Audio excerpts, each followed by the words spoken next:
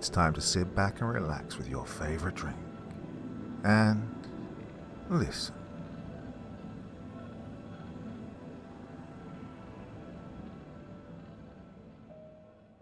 Let the rain kiss you. Let the rain beat upon your head with silver liquid drops. Let the rain sing you a lullaby. Unless you've been living under a rock, you probably know about the pandemic. It's pretty horrifying and still early days, with ample time to get much worse. Forget all that. I stumbled upon something much more sinister. There's a cult using the illness and community angst as a smokescreen. Read on and I'll tell you what I saw.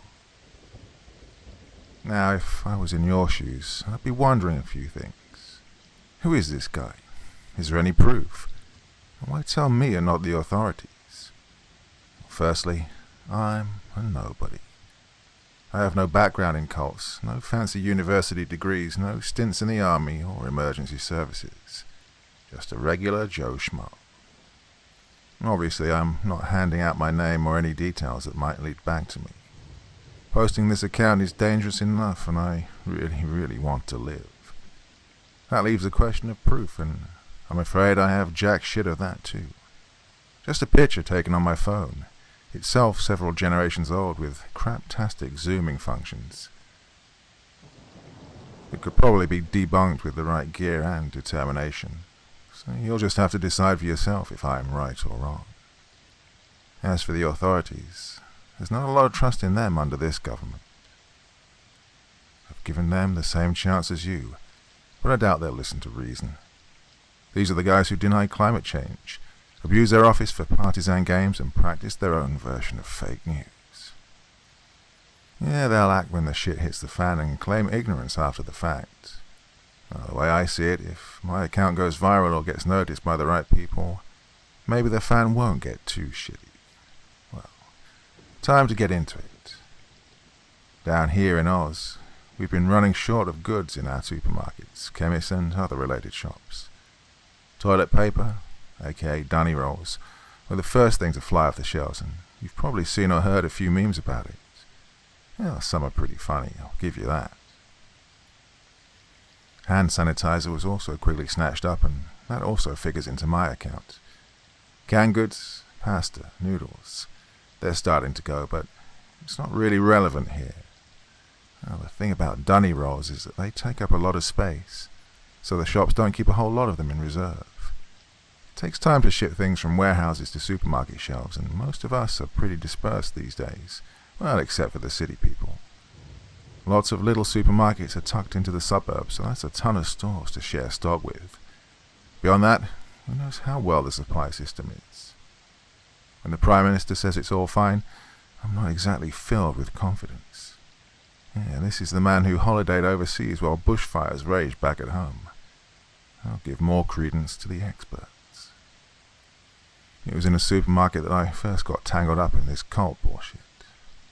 Since they have surveillance, I'm not going to tell you which supermarket or where it was. Yeah, like I said earlier, I want to live, and that means staying anonymous. I was accompanying an old relative, well, my dad, basically doing the driving and the carrying. And yes, we were after some dunny rolls, along with 12 other items. It was flying off the shelves fast, and I noticed a group of people swooping in with empty trolleys. Yep, they had nothing else save a single bottle of hand sanitizer. The one good per person restriction had just come into effect. So seeing my chance, I scooped up the last pack of dunny rolls and beat a hasty retreat out of that aisle. My dad chuckled at our fush and called me a good boy. Well, I must admit I did like the praise, because I don't get much of it from the old man. The group of hand sanitizer shoppers gave me the evil eye, and one of them even shadowed us for the rest of our shopping trip. He was a middle-aged man, nothing special to look at, and dressed in some pretty sad attire. If it came down to a fight, I'd favor my chances over him. Still, I didn't dare leave my trolley unattended for a second. There was something off about him, and his unassuming friends too. I was glad to pay for our goods and leave. Well, skipping ahead, Dad and myself returned home to his retirement village. Usually there were organised buses to take the residents out to the shops, but with things as they are, I felt I had the need to help out before things got worse. We had a beer and just talked about the hell this country was heading into. Dad said he'd never seen anything like this, save for the real bad natural disasters of the past. I told him not to worry, but to be careful. Older people seem more vulnerable to the pandemic, and I wasn't sure how much longer I'd be able to visit him. Lockdowns were being considered. I'd just have to call him on the phone if it came down to that. Well, a little while later, his phone actually did ring. I didn't catch who was on the other end of the line, but my dad was annoyed. When I asked him about it, he said that someone wanted to buy the toilet paper off him for double its price. I got worried. How the hell did anyone know he'd just got some? None of the other residents were outside, mostly because it was safer to be indoors. Before I left, I made my dad promise to lock the door and refuse contact with any more weirdos. A few days later, I got the news that nobody wants to hear. Dad was gone. This man had shaped my life, and I'd never really gotten the chance to thank him for it, not properly. I just sat through the phone call, too wrapped up in my grief and the mountain of things I'd have to do. But I dragged myself back out to the retirement village before he could be taken away. Oh, even if Dad wasn't truly with us, I wanted to see him in the flesh. Plus I knew the old bastard would want me watching over his things. The village staff were pretty good to me. Death was something they trained for. I filled out a form or two, made sure the old man kept his dignity, and called the relatives with the bad news. I also checked Dad's unit to remove any perishable food, clean up the place, and prepare for the removal of his personal effects. I'd need to come back with boxes for that, when I could muster the will. Oh, and the dunny rolls were gone. All of them. A sinking feeling hit me. When I asked around, one of my dad's neighbors said that they'd seen a man leave the unit with the toilet paper hours before I got the call. Sure as shit, the description fit that of the creepy supermarket shopper. Well, they said my dad died of natural causes. I really wanted some more tests done, but the rest of Dad's family didn't go for it. I could have kicked up a stink, but even I wasn't sure if I was thinking straight. Instead, I decided to return to the supermarket and find those creepy shoppers. It was a way to dodge things and cope with Dad's passing. Would getting back some dunny rolls really make a difference? Well, probably not. It was purely by chance that I saw the same group. I practiced a macho-sounding speech and considered recording it all on my phone. But when I saw them again, my courage just seemed to slip away. This time they had paper towels and disinfectant in their trolleys. I decided that it was too public for a confrontation and waited outside to tell them. The group had a minivan, which aren't all that common around here, and so following them was easy. Took down their rego plate, but well, with our current privacy laws, it wouldn't do me any good, unless I went to the cops. If I caught these guys up to no good, maybe then I could use it. I drove past the van as it pulled into a long driveway and found a place to park my own car, out of sight. The property was sizable but pretty run down. If these guys turned out to be drug dealers, I wouldn't have been surprised. Of course, if they were dealers, it'd be even more dangerous to confront them. Well, I'd try to be careful. With all the junk and foliage, keeping out of sight looked doable. I crept closer to the house, avoiding windows and listening in to see how many people were there. The TV was pretty loud and I snuck a peek into the living room. Nobody was there. More creeping around followed, and I hoped to hell they didn't have a dog out here. Eventually I tracked the group to a shed. It was a bit rusted, but more or less intact. It also had a padlock on the door, but it wasn't currently locked. Well, I couldn't see the group yet, but I heard noises and voices. Something like a chant. It was foreign, maybe Arabic, not that I know. I didn't even watch SBS. The urge to leave was damn enticing. In the end, I decided to hide in the yard and sneak a peek at that shed after the freaky people went back to the house. There was a really odd smell coming from a pile of compost, and I swear it had huge worms in it. Well, I'm no animal expert, but do green worms of that size even exist? Nearby bins were overflowing with empty dunny rolls. It took almost an hour of waiting, but I got my chance to see what they were hiding. And Jesus, it was something to see. Stacked within the shed were mummified bodies, at least 50 plus. The bottom ones were wrapped with some sort of linen and smelled oily. But closer to the top of the stack, the bodies were wrapped in torn bedsheets and smelled of sanitizer. There was a ton of discarded toilet rolls in a barrel, again with that oily smell. So presumably, they'd been using those too. Well, I highly doubt it was used to wipe you-know-what, anyway. I took a quick picture on my phone of the mummies, since the video would drain my battery like nobody's business, and come out pretty shit. I also had to hide behind the pile of mummies to avoid detection. One of the creepy people dropped off more supplies to the shed. I swear that some of the mummified bodies twitched in response to my proximity. God, were they alive? Or was there something in them? After the cultists had gone, I booked it out of there, before someone decided to lock the shed. Well, screw getting my dad's dunny rolls back. Storing corpses without a license was surely something I could go to the cops with, but I opted to send them a letter instead. It contained a printed page of my findings and a copy of the mummy photo. Well, I didn't go back to the place and tried to get on with life. Dad had a funeral, thankfully a cremation, and then began the fun process of inheritance and sharing out his things. Well, I did keep half an eye on the news and I saw nothing about the cult. I looked up some mummification information on the web, but what I saw doesn't completely gel with it. And those green worms, I didn't find anything that matched them either.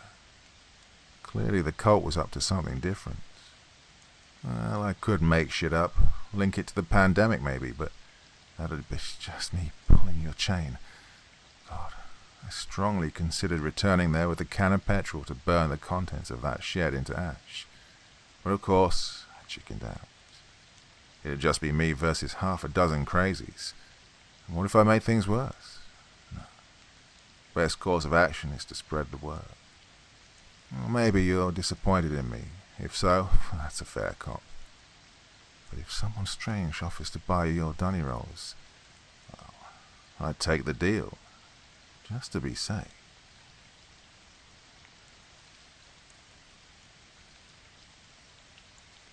If the rain spoils our picnic, but saves a farmer's crop, who are we to say it shouldn't rain?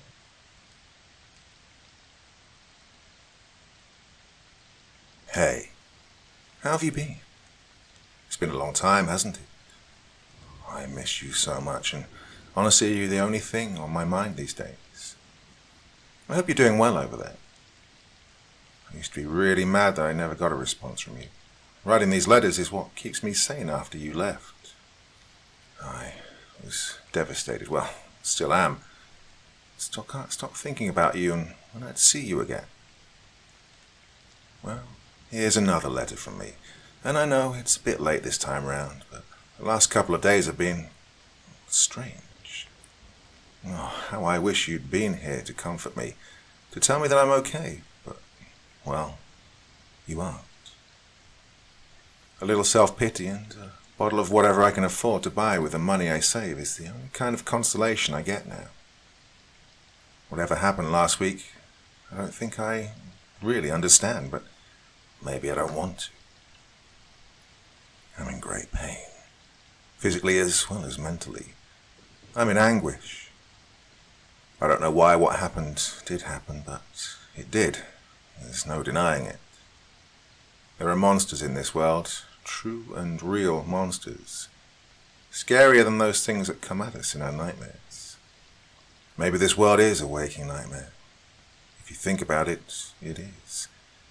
Every waking second. Oh. Do you remember all those deep, half-asleep conversations we had? Now, you told me I was going to drive myself crazy with all that overthinking. I miss that now. I'm sorry. I'm a little drunk right now. Just a little. Shouldn't matter much. Anyway, that last letter I wrote you. Did you get a chance to read it yet? Not really sure if you did, but then again, I don't know if you read anything I send you. The mailbox must be full of letters. Poor little Blair's tiny, plain, white letter must get lost in there somewhere. Sorry, I'm going off again. It's just, I've been a mess lately. Big mess. Life has been bland, and in the last letter I sent you, I told you how I was going to do it, didn't I? How I was going to end it all. The pain of existence I carry with me everywhere. I know. I said it 1,000,000 times already, but yes, it did have to do with you. And no, I don't blame you for my pain. That's just me. Guess I'm more fragile than I think I am. Getting that confession off my chest isn't even embarrassing now. Like I said, I feel nothing these days. Everything is bland. I was up really early that day. I remember it being 4 a.m. because I couldn't believe it myself. It was too perfect. I hadn't set an alarm, but I did check my phone the first thing in the morning. The night before, I didn't really care when I woke up. Just went to sleep and decided to go on with it whenever I was up. That 4 a.m. was so perfect. It was like a sign. Perfect day to do it. The time on my phone wanted to do it. The bed wanted me to do it. If there's a God, I'm sure he wanted me to do it as well. Even I wanted it. There was nothing that would stop me now. It was a strange feeling. Yes, it was. The universe agreeing with you when you wanted to kill yourself wasn't exactly something to be excited about. This is a very hateful world. Everything in this world wants you gone. Nothing loves you. Nothing cares about you. Nothing truly feels. That I know was sure, because I sure didn't feel as much as a little speck of anything. Now this is how I planned to do it. I didn't tell it to you in the last letter, but here it is, my master plan. I was going to walk for a while. A long walk to the park. You know which one. There, on that special bench where I'd sat alone for hours on the day you left. I'd sit and let myself bleed to death. It's called exsanguination. I looked it up. There's a new word for you. Well, I planned to slit my wrist at first, but that'd be really slow, and I couldn't risk anyone finding me. Couldn't stand life anymore. You have to understand. It wasn't that there was something really wrong with me. It was just, well, everyone else in the world had something wrong with them. And as it turned out later that day, it was true. Well, I put on a scarf and a coat. I know what I was going to do, but I wanted to at least die comfortably. I wanted to carry out a blanket with me for extra comfort, but that would just look silly. So I locked the door behind me, touching it one last time, trying to feel that feeling of touching that damn door one last time. I didn't know what I would miss once I died. It didn't feel the same this time. In fact, it felt warm. Strangely warm. Don't know why, but I wanted to pull the door out and give it an embrace. Oh, I would miss you, door. Walked down the steps and out onto the street. Glorious. Took a while to reach the park, but I did, and took my queen's chair to rule over the world of park benches with my initials carved on them. Sitting down, I got the tiny box cutter I'd got for myself the day before, raised it up to my neck, ready to bleed to death. Sweet relief for me. Life hadn't been kind to me. Why should I? In that moment, everything about you flashed in my eyes. Everything you did, no matter how much we'd fought over it, no matter how much I hated you for it. I know you had me somewhere in your heart while you did, and maybe all these letters I've been writing to you all this while, well, I'm asking you for your forgiveness. I know it's too late to apologize to you, but please, I never had it in me to ask for it before. I did hate you, yes, And I did wish you dead, but all that didn't last, as you can tell. People may call you a terrible human being. People may hate you for what you did, but I don't. In that instance of realization, I felt a strangeness in the air. I knew this instant that I wasn't alone. Maybe it's just near certain death that we begin to really notice things, but in that moment, I could see with my eyes closed. He came out of nowhere, rushing to me and asking if I was okay. For some reason, I can't remember his face. I do remember his clean-shaven face, green eyes, and slightly large build, but, well, he was tall and a little overweight, and there was something about him. In that instant, everything froze for a moment. I heard him speak, but I didn't listen. I saw his lips move as he tried desperately to get me to drop the blades. He then said something and looked at me. I raised my head silently, answering yes to whatever he'd asked, and the response put a thin smile on his face. He awkwardly put his hand on my shoulder and escorted me back to his car. Now, maybe it was just my state of mind at the time, but I really don't know why I went along with him. I actually didn't want to, but I didn't refuse either. I just blankly accepted whatever he said, with either a yes or a thank you, and he seemed to be satisfied with that. I don't remember much about him, like I said, but I do remember that satisfied grin he had every time he heard me speak. Well, the house was a mess, and from the moment I entered it, I smelled it. That sweet, familiar smell. That smell I loved as much as I hated. Alcohol. And I knew from the instant I was there was lots of it. He sat me down on a plain chair and offered me a cup of stale coffee and that same grin to go with it. For some reason, I didn't mind. I took it. Don't remember much after that, except crying. Lots and lots of crying. And there were those sounds of singing. Singing in the rain. I remember it so vividly. I can't write this. I just can't. Those are the things I do not want in my mind, and it feels like, well, it feels so strange. Like they're there and aren't there at the same time. I don't remember most of it because, well, my mind hides it from me, but I'm not an idiot. The great overthinker I am, I know exactly what happened. And even though it hurts writing this, you need to know. You must know everything. I don't think I was there in the dark basement for too long. My mind was blank most of the time. I do remember being given injections from time to time, too weak to fight back, and then being left alone again. I wished, truly, at that moment, to die, to go away. I should have gone on with it faster. Whatever these people were going to do to me, or perhaps had already done, death would definitely be kinder to me. Then, there was that night. That night I remember everything. I remember seeing the man come into the basement and take his belt off. All sense of time has gone around this time, but I could tell that this was late night, judging by the man's look. He'd been out drinking, definitely had friends over. He did call out to them from time to time. They called out to him too. I do remember what was said, but I don't want to go over them. My skin becomes a tight prison once I think about it. My only urge is to cut free.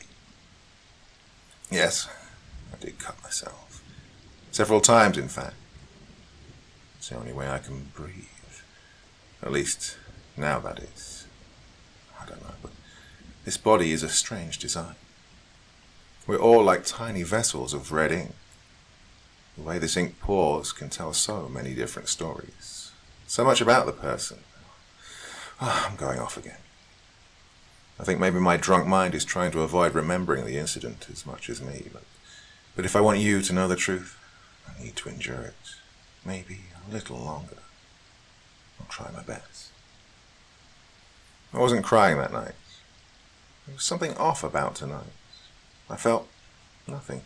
I could feel, but I couldn't. I don't know if that makes sense, does it? Well, the man was done and proceeded to put on his belt again when he smiled at me and then froze. He saw something. I didn't know what it was at the time, but he looked behind me, terrified. I didn't care what he saw, but that look gave me more satisfaction than anything in a long time. To see him, a man whom at that moment I saw as the most evil thing this universe had produced, apparently seeing something far worse than him. Should I have been afraid? Probably, but not at this time. What could something that evil do to me that wasn't done already? I was just preparing for death anyway, wasn't I? And then it revealed itself. And the last thing I remember before passing out was the look of complete and utter fear in the man's face as the thing walked closer to me. 8 feet tall, brown and mutilated flesh. I think hell opened its gates and let something out. Something that genuinely cared. Something that wanted me safe. Maybe some of the things we fear are actually there to protect us, to keep us safe, to put itself in harm's way, just so we can be safe. Whatever this thing was, it did something bad to the man, and I wasn't given the details. The psychiatrist had considered me too vulnerable to know at that point. I'm sure she'd be proud once she knows how much I'm drinking right now. Obviously, she wouldn't care. I'm just another job, nothing more. Oh, and, well, I found your ring. It's funny how at the police station I finally found the thing. I know it might sound strange, but it was on my finger all along. I'm not sure about that anymore. I'm not sure about anything. The world we live in is strange, and we make it stranger. That sweet surprise I got when I felt my face scratch while rubbing my palm against my tearing face. Don't know why he didn't take it, or maybe it was given to me. Like I said, I just don't know. Whatever that thing was, I've been feeling safe ever since, especially after hearing about the gruesome details. I know how much you hate violence, so I won't say much, but it was very, very bad. There were organs and blood everywhere. Like a blender had gone off there and... Sorry. Don't know why I wanted you to know this, but I feel like you needed to know. Made me feel satisfied. Maybe waiting for God's miracle all along. Something else finally took sympathy on me and gave me what I needed. Whoever it is out there, be sure to thank them for me. I'll be leaving this ring with a letter. It belongs to me much more than you. And I know how strange this all seems. I can't accept it either. But then, I guess that's how it is. And as long as I live, and yes, I did choose life, I'll have to learn to accept it. Goodbye. I'll not be writing to you again, I guess. Maybe it is time to move on. I'll give it a try. Maybe I will last longer this time. Goodbye, and with much love. Rest in peace, Mom. Blair.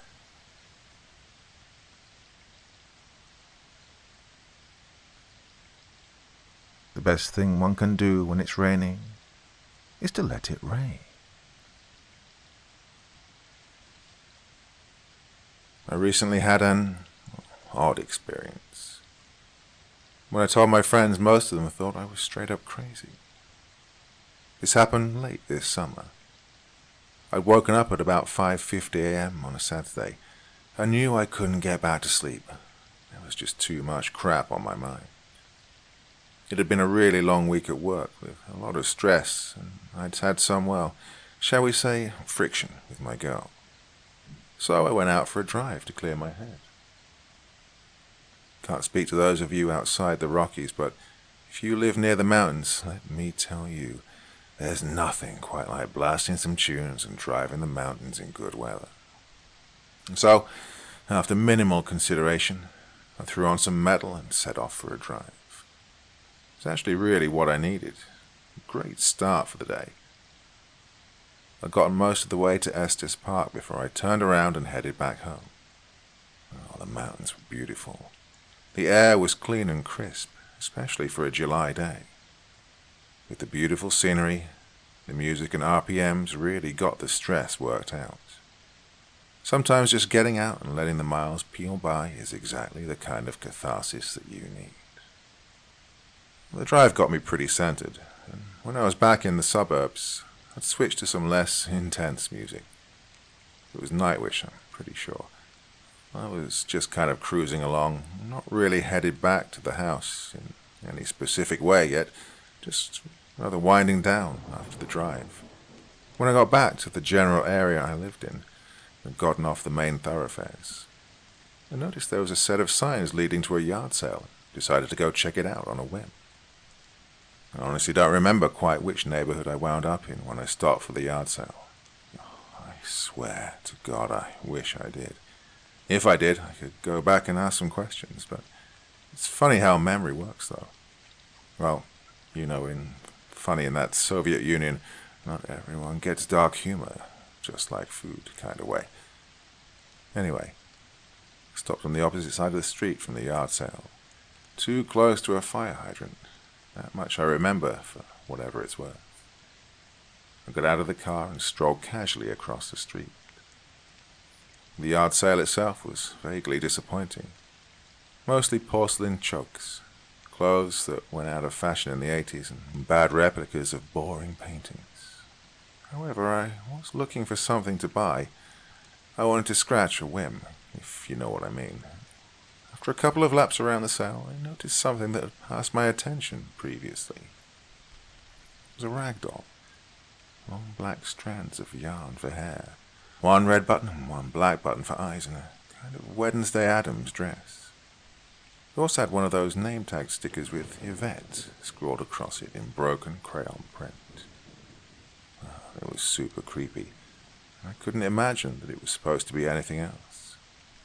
That being said, it certainly had personality and was on the cheap. So, lacking interest in any other options of things to buy, and kind of taken by the nobody loves me charm of the doll, I threw down the $3 they were asking for and carted my loot back to the car. On the drive back, I remember thinking, well, now that I bought it, what should I do with it? With no real answer in mind. Sadly, throw it in a dumpster fire didn't come to mind. Regardless, I got home, carted it inside, and kind of tossed it aside on the little circular table in the dining room niche off the side of the kitchen. It slid to a rest near the edge of the table, and probably would have remained there for some unspecified number of weeks before I decided to do something with it. Well, when I say probably, I mean certainly, but that's besides the point. However, it wasn't left up to my bad housekeeping habits to dictate, which is why I am here. Anyway, after discarding the doll on the table, I moved on to a more important matter, specifically lunch. I have no idea what I had for lunch specifically. Probably a sandwich and quite likely chips. Well, very likely chips. I have a particular weakness for barbecue flavor Lays. After I'd wrapped up lunch, I was washing the plate in the kitchen sink along with a few other things that had been sitting there. Washing dishes is kind of a mechanical task for me, and I was staring blankly out of the window in the kitchen. Not really looking at anything in particular, just zoning. My phone was in the living room, playing tunes from my playlist, loud enough to hear, but not quite loud enough to drown out the monotone hum of the AC. I probably wouldn't remember that any more than I remember lunch, but there was an oddity that occurred that made it stand out in my memory. Really, the entirety of the rest of the afternoon was strange enough. It's pretty cemented in my memory. But this was where it really started to stand out for me.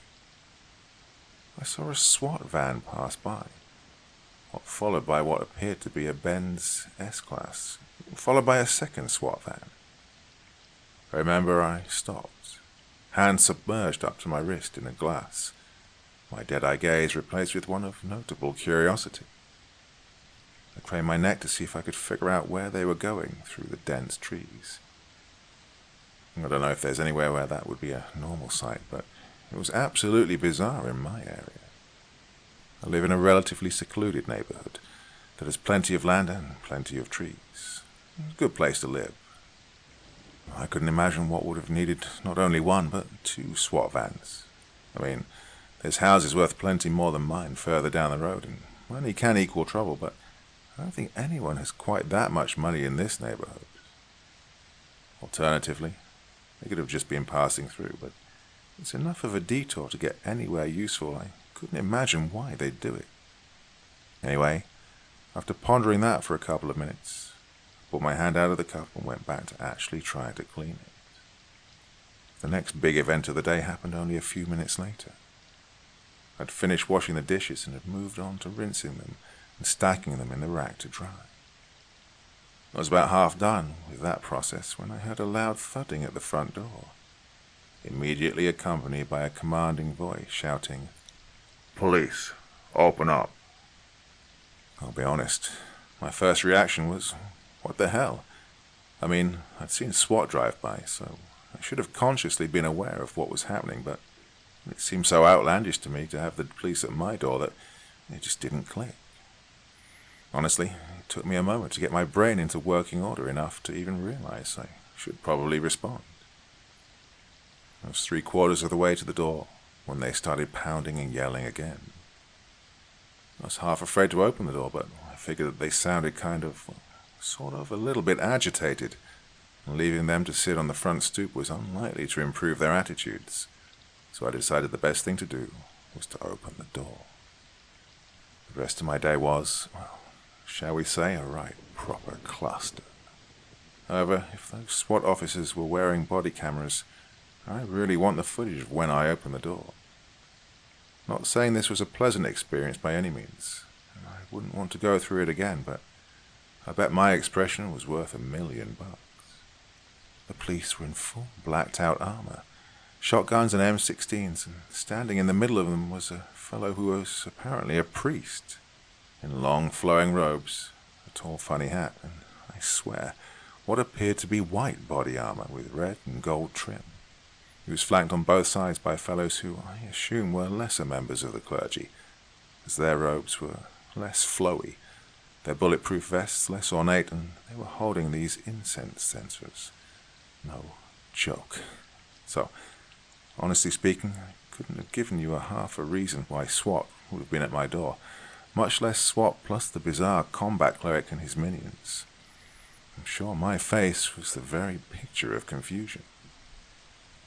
Anyway, I very rapidly found myself face down on the ground, with a bunch of heavily armored men in my front hall and a boisterous cleric liberally spritzing everything with what I can only assume was holy water, and loudly demanding I tell him where the hell form was.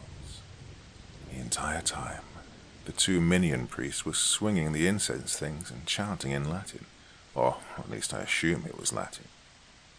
I didn't understand it, but really had other things on my mind and wasn't paying so much attention to them as to identify the language they were speaking. While I'd like to say I remained calm and tried to rationally tell them I had no idea what they were talking about, that would be a lie. I was mostly incomprehensible. I was stuttering so badly and tripping over my words so much. I suppose that will happen to you when you've got that many guys with that many big barrel guns who are that upset that you're not complying with their demands. The long and the short of it was, they were wanting information I didn't understand, and they didn't understand me in return because I wasn't particularly coherent. Good times to be had all around. If the problem hadn't more or less resolved itself, I'm not sure how everything would have turned out in the end. That aside, after what was probably a couple of minutes of their interrogation, one of them, a fellow carrying a shotgun, for whatever that's worth, shouted out, "Target located! Target located!" Considering he was just standing a few feet away from us, in the kitchen, I'm not sure why he felt the need to yell, but he wasn't asking for my opinion anyhow. The bulk of them then rushed into the dining room portion of the kitchen, leveled their weapons at the table, and started screaming things like, "Don't resist," or "On the ground." Couldn't see clearly what was going on from my vantage point on the ground, but it seemed as though the table had offended them greatly. Or at least, that's how it appeared to my adrenaline and fear-addled brain. I'm pretty sure that I yelled at them, telling them to leave my table alone, probably yelling at them to leave my table alone with some particularly colourful and spicy metaphors mixed in. Regardless, they ignored me. The battle bishop and his incense-spewing bodyguards advanced as well. When he started in with what I can only assume was a Latin mistration of some sort, and started aggressively splashing my dining room table with holy water, what might be the strangest thing of the entire day occurred. The room got cold. I mean, like, I could see my breath. Also, it got dark. Not nighttime dark, but more like overcast, it might rain kind of day dark. Also, a distinct smell, like rot, started up. One of my friends had me smell rotting eggs, which apparently he let go bad for this express purpose. When I identified them as the same smell, he let me know it was brimstone or sulfur. So, yeah, I'm sure all of this is terribly cliche, but what can I say? That's how it played out. Anyway, that all happened and, well, I'd thought the SWAT dudes were agitated before. They kicked it up several levels. There was a lot of screaming and swearing. Honestly, though, that didn't seem to help much. The temperature kept decreasing, kept getting darker, and the smell got stronger and started mixing with the smell of burnt ozone. Then the priest kicked it up a notch too. He started belting out his mantra at a volume and intensity that would have made a South American soccer announcer proud. His two minions were responding back to his mandates with very nearly the same intensity. Then he pulled out what appeared to be a glass vial of holy water, smashed it on the table and dropped to his knees, thundering out such rapid-fire strings of Latin, I'd say he'd have had to have been fluent. His litany built into a frankly impressive crescendo, and then finished. Everything went quiet for about 30 seconds. Then the police again started screaming for the table to drop to the floor. Then, well, in a movie I might think this would have been obvious, but honestly I wasn't meta-analyzing anything at that exact moment in life. So yeah, the doll fell off the table. Basically, as soon as it started falling, it got warmer and brighter in the room, and the room went back to smelling heavily of incense instead of rot and ozone. Then one of the SWAT guys grabs the doll, stuffs it in a burlap sack that has crosses and Bible verses spray painted on it, and a lot of them double time it out of my house and speed off into the afternoon. I laid on the floor for a while, not finding that I had the energy to try and get back up. After a while, I gathered enough gumption to migrate to the living room. I sat down on the couch, contemplating the merits of getting blackout drunk, in the hopes that I'd forget the events of the day, and there was again a knocking at my door. I shuffled over to the door like some shell-shocked zombie and opened it to find a man with a really nice suit, really nice watch, perfect haircut, and a G-Series license plate on his car was standing at my door. It was at that point where I did either the most sensible thing I did that day, or least sensible thing, and I slammed the door in his face. He stood there and knocked for a while longer, and I ostensibly ignored him while pouring myself a drink or three. So, anyway, that's my story. If anyone out there has any ideas about what happened or what a hell form is, or whether there is anything I can do about the fact I'm now noticing I'm being tailed by blacked-out vehicles with G-Series plates, well, I'm all ears.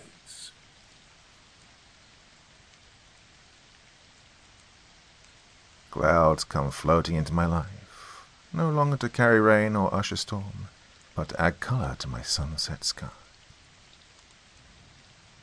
Greetings, friends. I want to tell you some personal thoughts on the world and on the very nature of existence itself. Why, you might ask? Well, when you're an immortal being who's seen empires come and go, when you've taken the souls of both kings and peasants, both wicked and good, you frankly get tired of the same questions being asked over and over again. Now, I will not degrade your intelligence by repeating those questions, but I feel I may as well show you just a little bit of what's behind the veil. To start off with, no, I do not know who or what created me. As far as I know, I just came to be. I have no memory of a birth or a glorious light. I just came to with a knowledge of my purpose. Oh yes, my purpose. Well, my little ones, it is not as simple as it may seem. I'm not just simply the vehicle upon which souls are taken.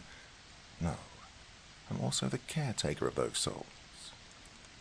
I do not judge, for that's another's job, nor do I care for the souls and try to give them some sense of fulfillment. I cannot say I'm emotional, but I do have an understanding of your nature, and it is that nature to which I truly wish to speak today. As much as I would love to share some stories about my experience, I feel that's for another time.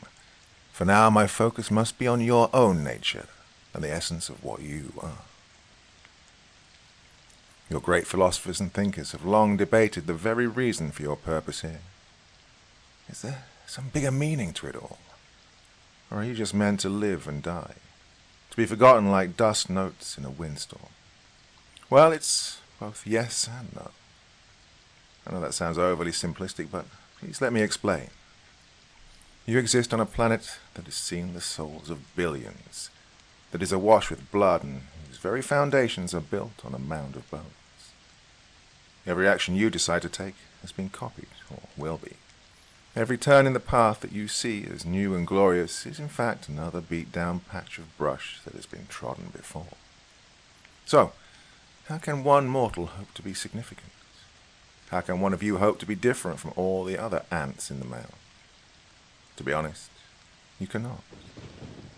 You are worthless when looking at the herd. Your great accomplishments are but momentary glimpses of light in the darkness. If you wish to find some semblance of meaning in this uncaring universe, you must not hope to ever achieve anything in the annals of history. No, you must descend into yourself, into the madness that lurks there. Yes, you heard me correctly, to the madness inside of you. Why? Because in each person's madness there is a freedom, a uniqueness born out of pain and insanity. To take your most forbidden desires and set them free is where your true value lies. I once took the soul of Nero, the Roman emperor, and I must say that his madness and embracing of it was one of the most refreshing things I'd seen in centuries. He understood the truth I wish to impart to you, my guests. To be free from the inevitable forgetfulness of history, you must be willing to embrace the madness. But what about evil, you say? What about morality and the goodness that is so wrapped up in our human condition? Well, it's all an illusion. A fairy tale told by trembling men to comfort themselves on long winter's nights while they huddled around their fires. To assume that pity, charity, and empathy are natural parts of you is to spit in the face of the universe. Do the few acts of benevolent rulers throughout history cover up the acts of evil? No. I dare say they are but specks of starlight in a dark universe. They're not to be counted as anything more than selfish acts done to make themselves look good.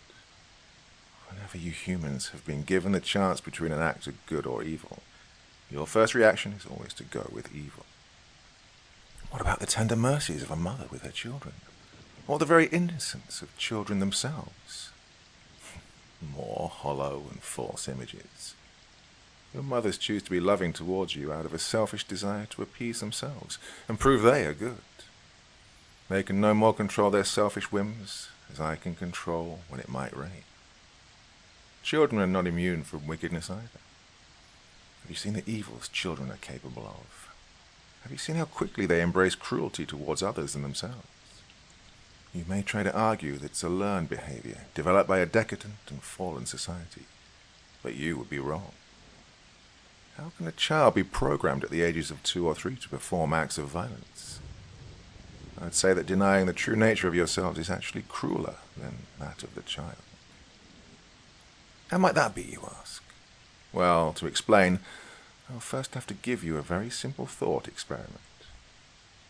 You have 2 choices. You can either be the hostage on their knees with the gun to their head, or you can be the person holding the gun. If you answered you'd rather be the hostage, you're deluding yourself and hiding it from no one. Truly, your nature is to be cruel, and that is not wrong. In fact, I would say that it is the most pure form of life you can live. To explain further, why would you be ashamed of your cruelty? Your history is proof that it's the most evil and cruel who always rise to the top. Your greatest leaders, those you hold up and emulate, are some of the cruelest people to have ever existed. Julius Caesar is one example. Today he's thought of as this great military and political leader, a populist and a man who embraced all of the noble virtues you aspire to. But he was also a mass murderer who killed untold numbers of men, women, and children. A man who had no thoughts about anything other than his own ambition. Yet today he's held up as the paragon of virtue. How can that be? How does your very nature not scream cruelty when it exalts the very blood-soaked figure of it? His throne was not made of gold. It was made out of the dead he'd slaughtered. In a broader perspective, I conclude that that is true of all your venerated heroes. All are covered in blood and have walked their paths to fame over the still warm bodies of dead women and children. Oh, but that was in the past. We are more sophisticated now, would be your response. But you are not. Look at the world as it sits now. Has the evil ever changed? Oh, sure, you try to do your best to polish it up and, of course, to appear noble, but it changes nothing. You still enjoy blood and violence.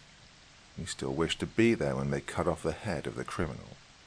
You refuse to acknowledge the true evil around you while still playing into the macabre. Do you really think your lust for death is any less than before? Do you think that just because you put it on a screen or go to a sporting event that the need for blood is somehow lessened? You've not changed. It's only the means by which you consume it that has. And even then, look at the chaos around you. Every day people are killed in barbaric ways. Every day people go missing, snatched up by sadists and worse. You pretend as if this is somehow the fault of just the people committing those acts. You may say you feel for them, but in your heart you're secretly glad it was not you that it happened to. You may go out and help search, or act all pithy in front of your friends and family, but in your heart you're glad you get to go home safe that night. Don't try to deny it. I know the hearts of mortals, and they are more evil than many of the denizens I deal with regularly. For at least the deities know what they are. They don't fight against their very core existence. Don't let this... come on. Do not let this sadden you, though. No. Celebrate it. Go out and engage in your barbarity. Feel the joy of plunging a knife into the ones you purport to love. Let their screams fill you with ecstasy, and their tears to fill the hole in your hollow hearts. Do not be dismayed by the laws of your kind, for those laws were also written by humans who engage in cruelty. So, go out and fulfill those most deliciously macabre desires. Free the monsters that you hide under a cloak of civility. Your nature is to butcher, to rape, and to torture. Tie someone up and slowly sever each limb while they are alive, and tell me it doesn't give you a sense of power. Skin them alive and eat their flesh right in front of them, and tell me you don't feel superior. Take what you want because you want it. There doesn't have to be a logical reason. Nay, your very soul screams out to be anathema of logic and reason. It wants to act on its lusts. So, why not allow that? Why play the game of morality? Why burden yourself down with all these thoughts of culture and society? Tear them all down brick by brick and rebuild them on pillars of bone and chains of hate. Consume the fire in your hearts and unleash the inferno on this planet. To exist in this way is to embrace freedom. It is to embrace the very essence of the universe. Nothing ever happens without blood being the price. Everything great is built upon a foundation of the damned.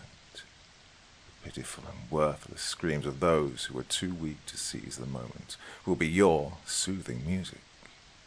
You mustn't be afraid of your demons, because they're not here to hurt you. No. On the contrary, they're here to help you, to be your guide to throwing off the shackles of your mortal existence. How can your very soul be wrong? If it's screaming for cruelty and for the feeling of blood sating your thirst, then how can it be wrong? It was here before you were. It'll be here long after you're gone. To try and twist it into something it is not will leave you in a state of perpetual confusion. My dear friends, you must embrace what you are, not what you pretend to be. Throw off the cloak of morality and jump into the abyss of insanity. I say this not wanting you to be hurt, but to let yourselves be truly happy. Until next time, my dear mortal.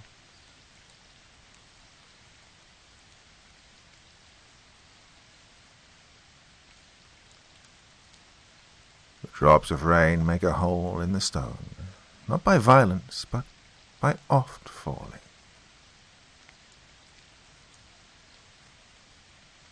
The first rays of sunlight crept over the mountains, casting its warmth on the snow-covered valley floor below. Thomas Crane looked away from his fire to greet the frozen Alaskan peaks, which, after days of travel, now only seemed an afternoon away. He leaned back in his camp chair, and over the steam rising from his fresh cup of coffee, admired the little clearing he'd found right before the previous sunset. It wasn't the most impressive area he'd seen since his trek to the mountain started, but something about the quaint nature of it spoke to him. The thin pines towered over him from behind, semi-enclosing his campsite before opening to the beautiful mountains that, until now, had seemed impossible to reach.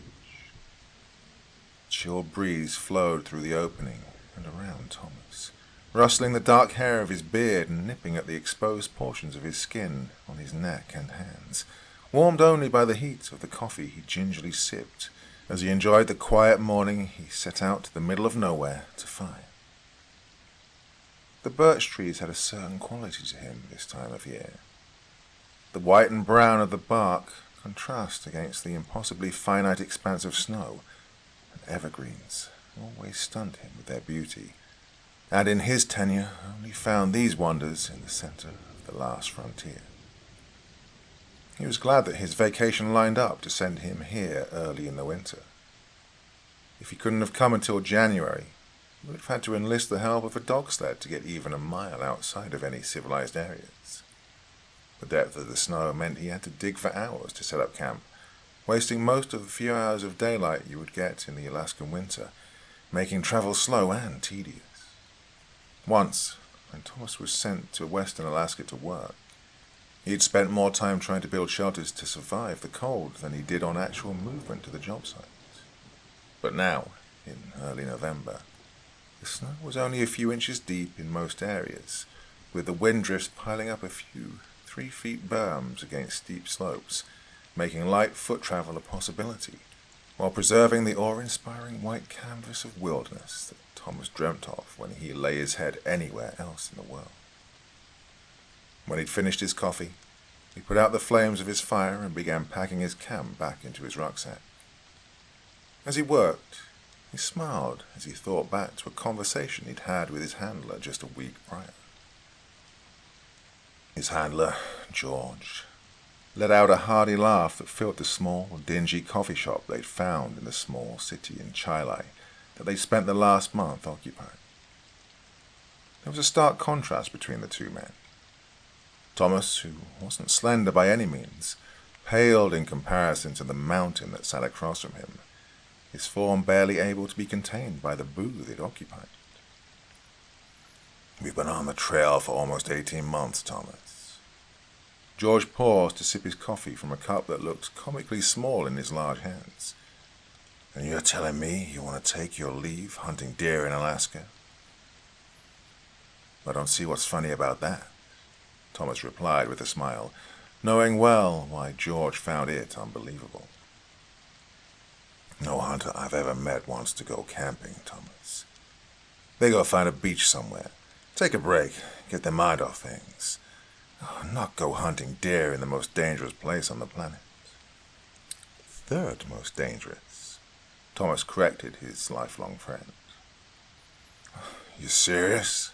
George asked, a glimmer of worry in his eyes. Well, we haven't been to Alaska in years, George. No one's putting in for jobs up there. Thomas took a pause before adding, and I miss it. People are always asking for help in Alaska, but no one wants to pay for an old hunter to track down a Wendigo and giant wolves.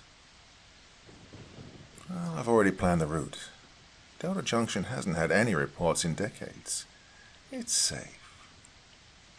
And if it's not... George, Thomas laughed. I just got done dealing with a horde of vampires in the Chilean jungles, and you're asking me if a hunting trip to kill deer is safe? George was right on all counts. The Yukon had garnered a reputation as being one of the most dangerous locations on the planet. More people had given their lives to the supernatural there than any other location on the North American continent. While Thomas wasn't old by any means, in their line of work, a 33-year-old hunter was considered ancient.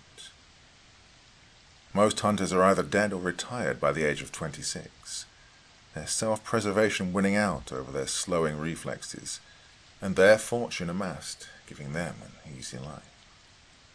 The job was never meant to be for a family man, but in Thomas's time he found that many freshly married men flocked to the organization, deeming that 8 or so years of work was well worth the rest of their lives they'd spend on the American dream of white picket fences and 2 children families. But Thomas, well, he had no such dreams. To him, the life of a hunter was the only life to live. As long as his body had life to give, he would keep living it.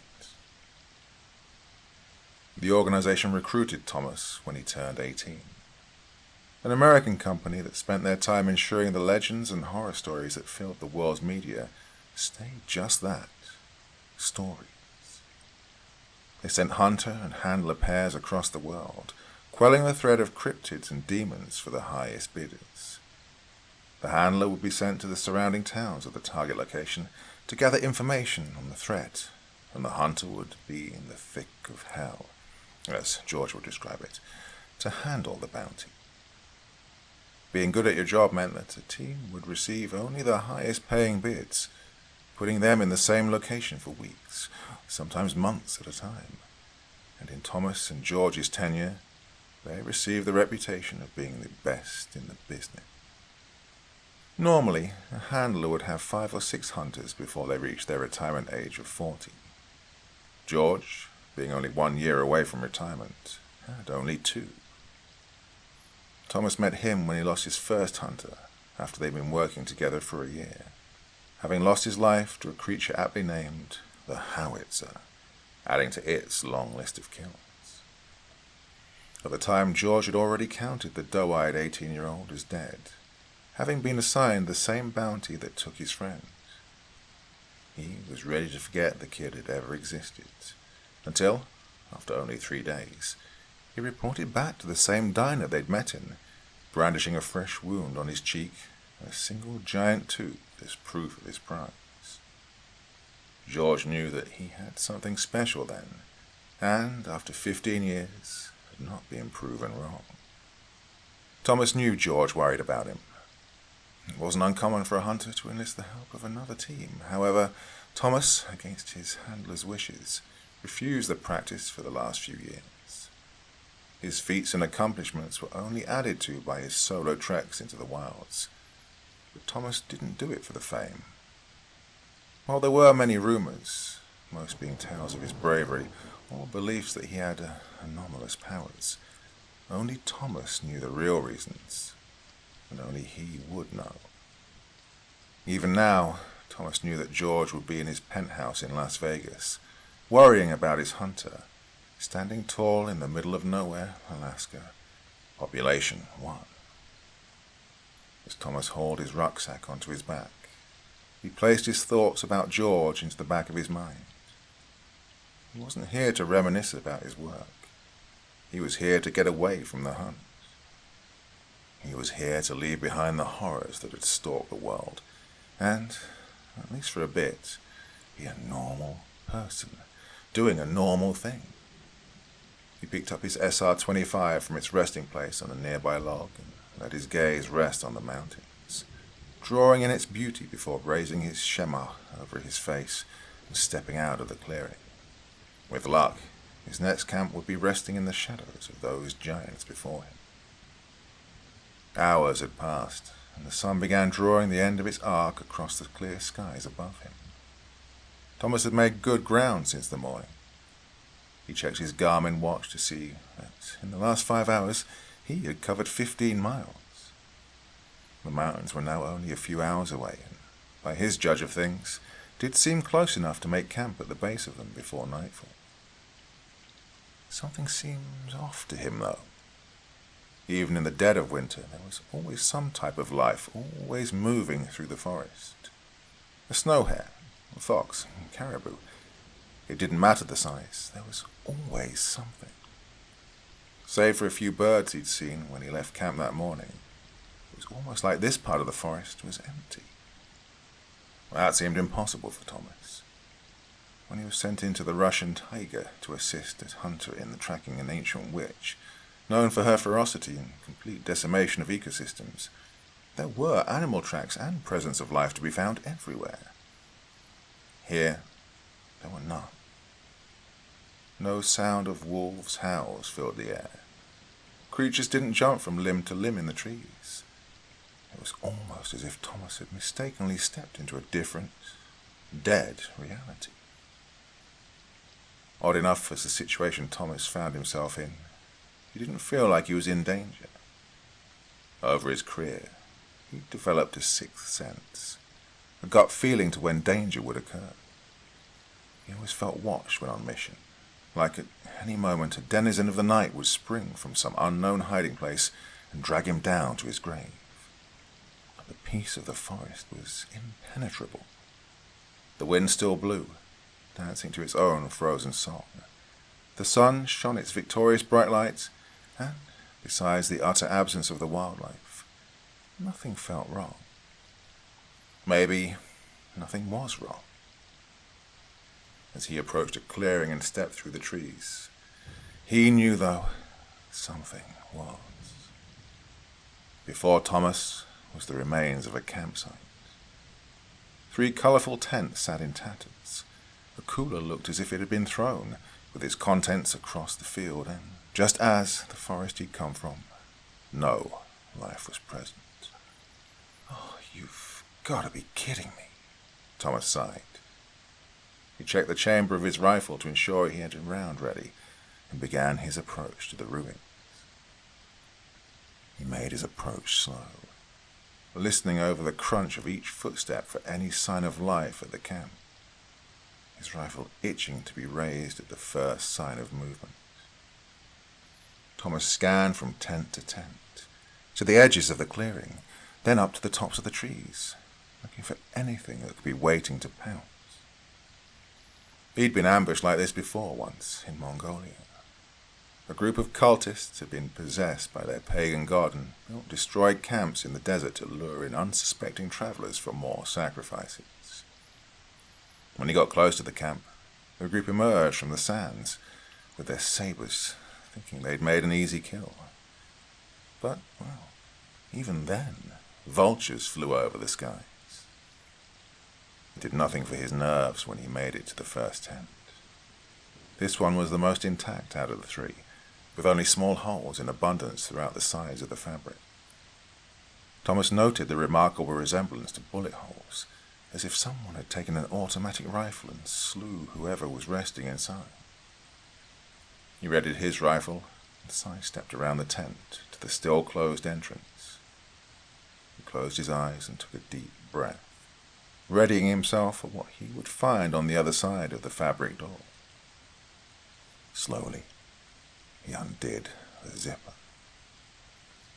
The inside of the tent was unremarkable, devoid of life, and the resident looked like he'd left in a hurry, leaving their sleeping bag half open and a bag of half-eaten chips next to it, their pack still nestled neatly in a corner. He stepped away from the tent and looked at the ground around it. Footprints led into the forest. "Oh, you left in a hurry," Thomas spoke to the air. "What were you up against?" Satisfied that he would find nothing here, Thomas started with the second tent. This one had seen its better days. The top of the dome dent had collapsed, as if taking an impact from a large weight. A portion of the fabric near the end had been ripped open to a shoulder-width hole, revealing the head of a sleeping bag. No footprints or drag marks surrounded this tent. Ripped from the bag and into the sky. Why the different MO from the first tent? Thomas puzzled. He felt he would find his answer, or at least some semblance of knowledge at the third tent. He didn't even need to approach to know that he would not find that. The final tent lay in tatters across the campsite. Orange strips of fabric littered the area around it, leaving only the frame of the tent standing. Snow had been kicked into the tent's remains, covering the bag that had been left by its former resident. Thomas stood in wonder of the situation. He approached the center of the camp where a few large logs surrounded a fire pit. Empty bottles of alcohol lay strewn about. Sitting at one of the logs, he held his hand out over the embers of a once large frame. Still warm, Thomas remarked. This happened recently. He gathered his thoughts. Something about this didn't make sense.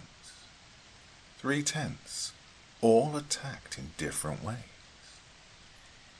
It was uncommon for cryptids to work together on hunts.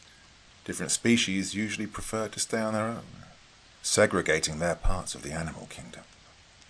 It wasn't to say that they wouldn't accompany each other on hunts when they were desperate, but, well, Thomas knew that the things that lived in the forest of Alaska were capable enough and large enough to handle a 3-person camp by themselves.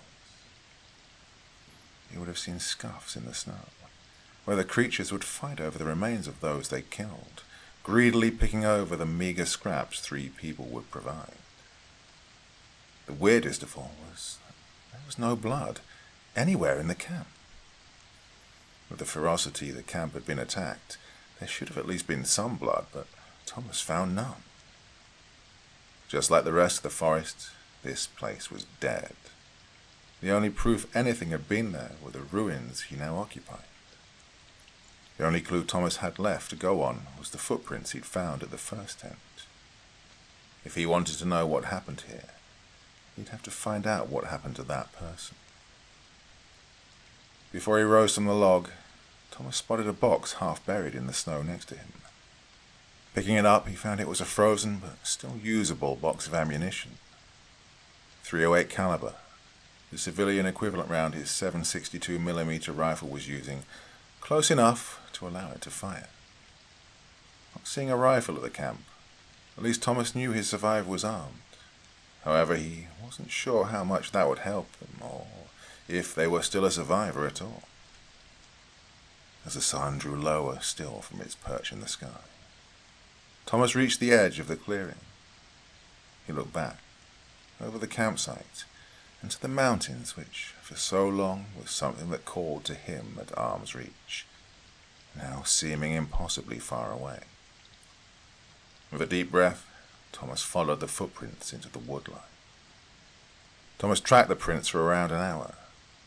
They led him through an erratic path through the forest, twisting and turning in no particular direction. At times the prints would stop behind a felled tree or mass of foliage, as if they'd stopped to hide from their pursuer, before taking off again in a different direction than before. Whatever destroyed the camp wasn't happy they let one get away, it seemed. Thomas assumed that they'd followed the survivor through the branches seeing as how there were no tracks but the survivors. This still puzzled Thomas because even then there would have been debris from the impact of the creature littering the ground where they jumped, and hiding behind objects not beneath them would give the creature clear sight to the survivor. That clue ruled out flyers too. No, the assailant had to be ground-based.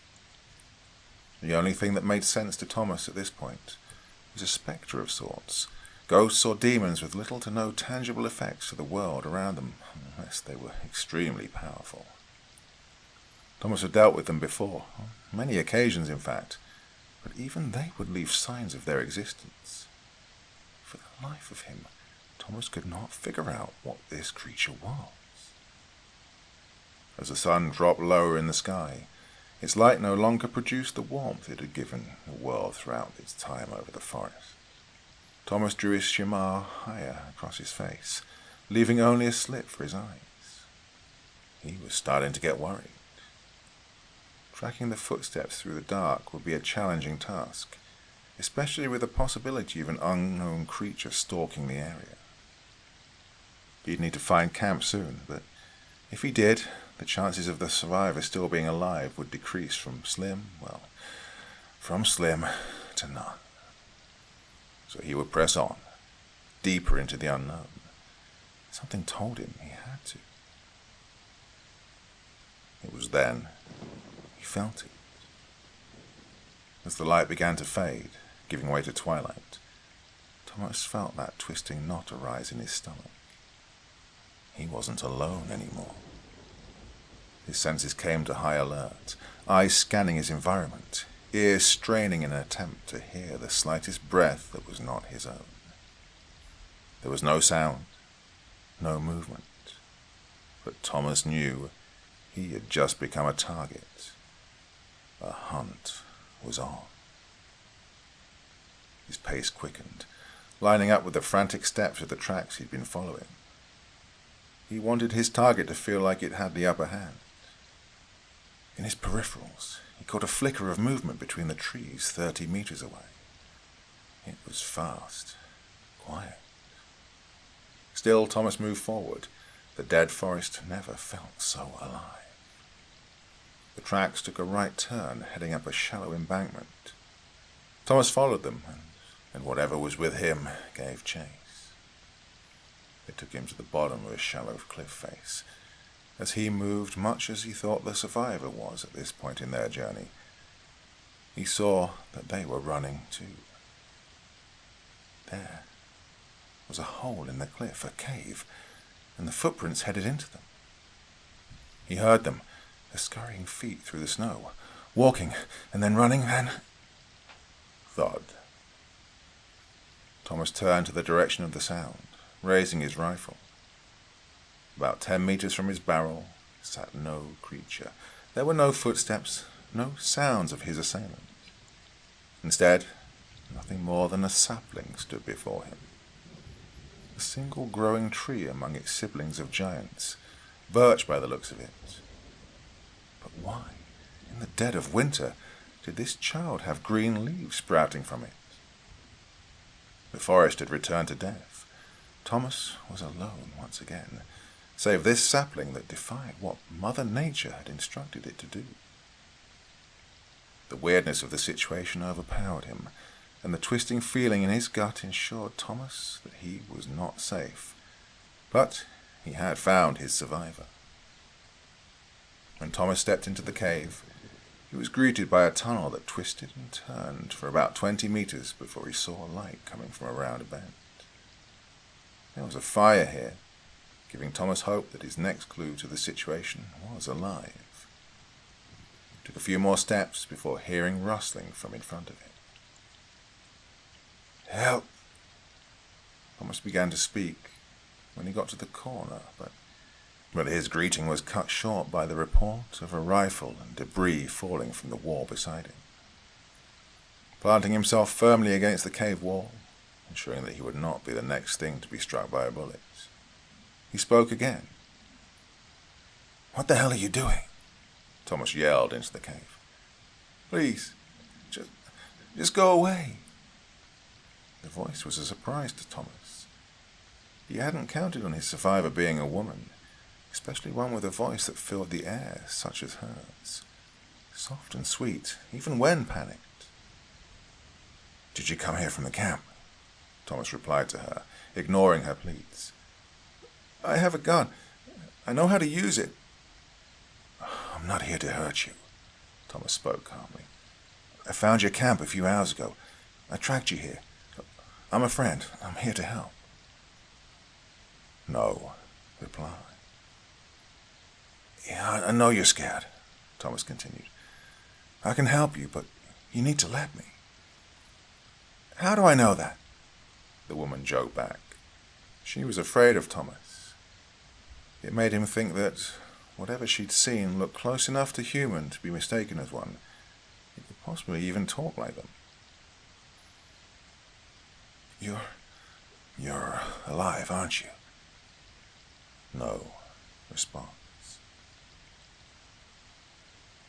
"Look, I'm gonna come out, but if I do, I need to know you're not gonna shoot me. I handle things like this for a living, and I'm no good to you dead." Thomas spoke slowly to her, trying to calm her as best he could. "Put down the gun," he continued. "Can you do that for me?" "Okay," the woman spoke, almost in a whisper. "Just, please, don't hurt me." Thomas heard the clatter of steel against rock. He stepped from his cover into the light of a dimly lit fire, illuminating the small cavern. The woman sat, pressed against the back wall, rifle by her side, knees drawn to her chest, tears streaming down her cheeks. She was younger than Thomas, maybe 28, short brown hair clinging to her face. One of her pant legs was stained a dark crimson color. She'd been injured. Thomas removed his shema from his face before approaching her, revealing that he was, in fact, human. Taking a knee in front of the woman, he stared into her deep blue eyes before speaking. "It's going to be okay. You're safe now." As she broke into tears, Thomas thought back to the mountains. Their majesty once a tangible place, now seemed an impossible dream. Let us keep the dance of rain our fathers kept, and tread our dreams beneath the jungle sky.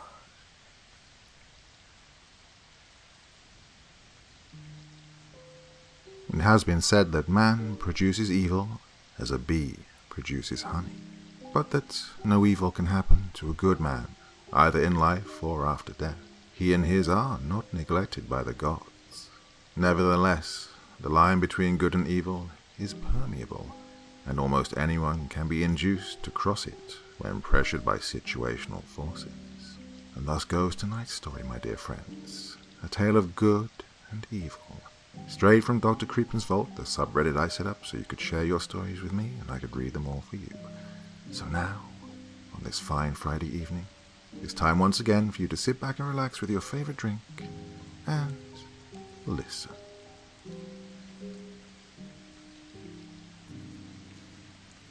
Hey Bogdan, how far is that camping site you've been talking about? My friend Yannick inquired from the back seat of my run-down Vauxhall Astra.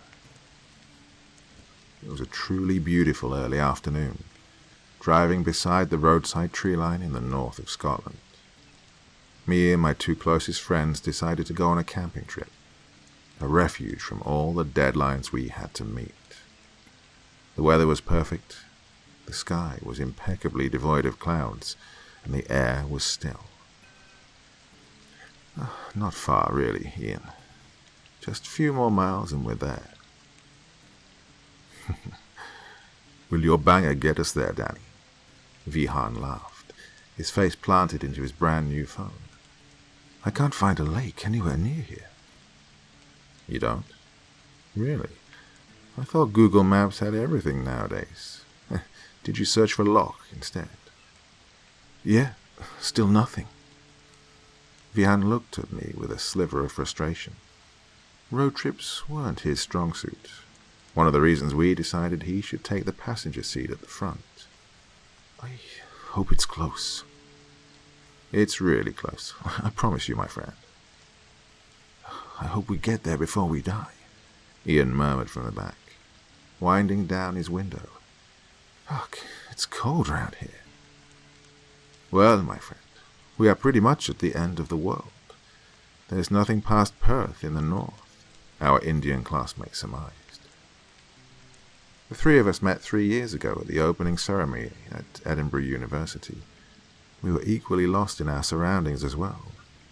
Few others around us really spoke English as we know it.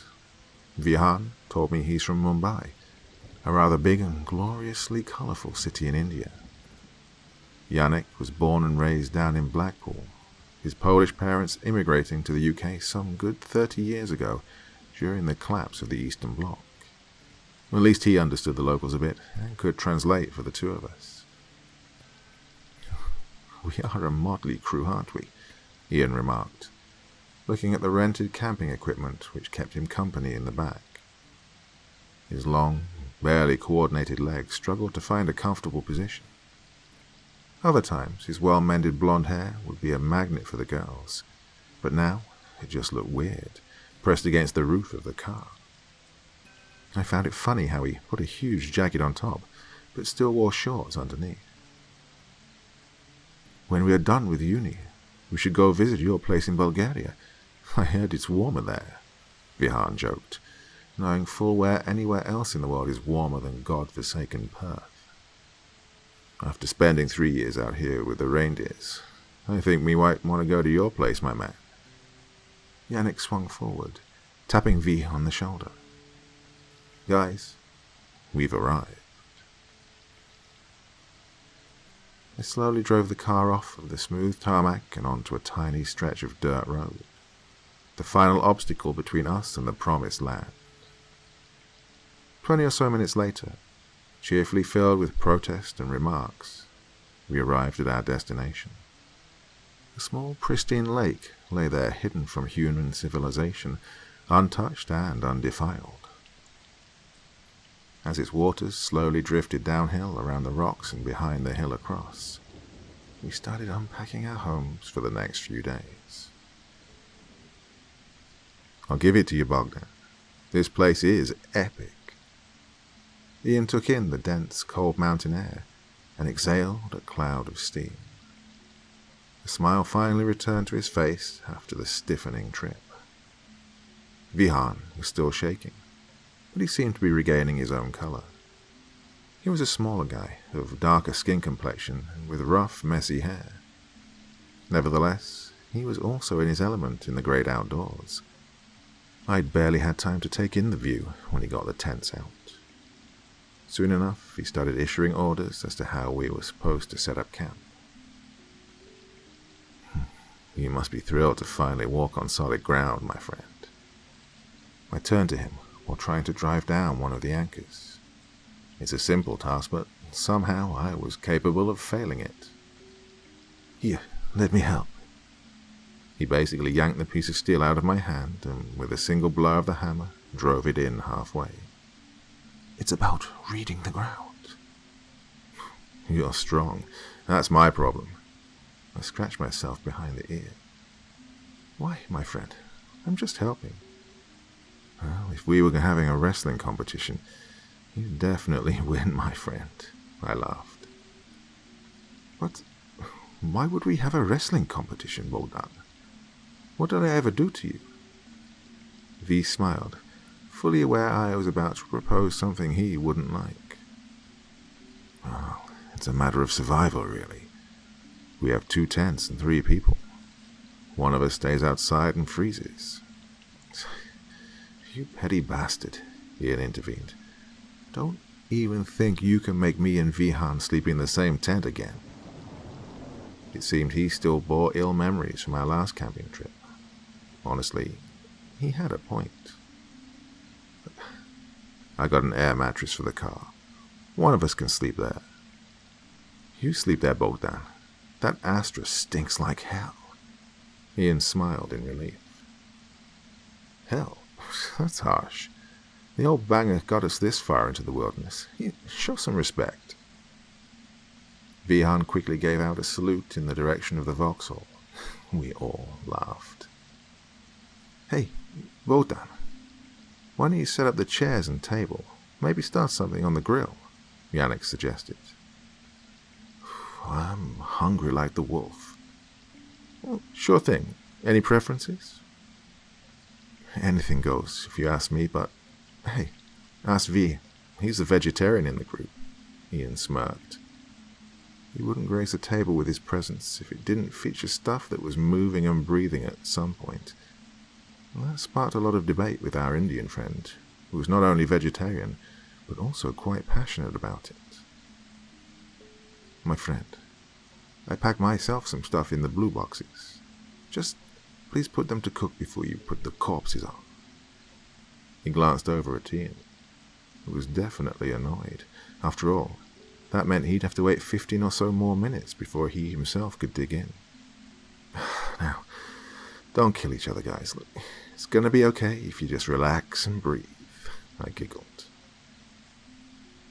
"Hey, mate, you want to be the first victim? Look, just get on with it already. I told you, I'm starving."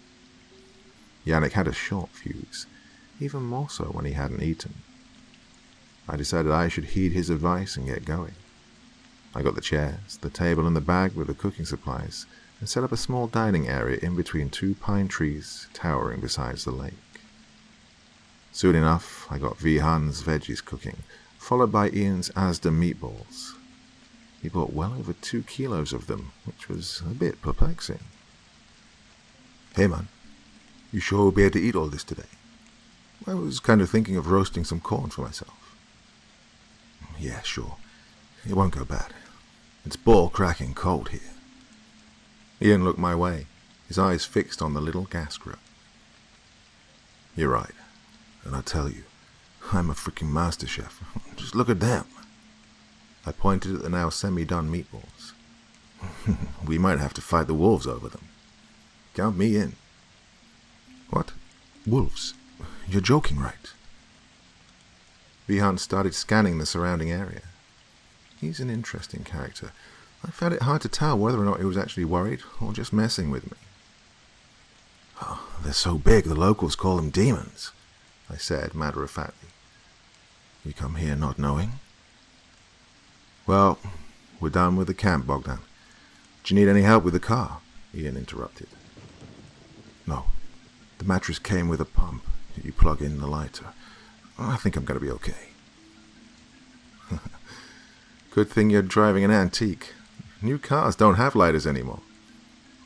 "Really? I didn't know. Anyway, if you are done, let's dig in." It was early afternoon.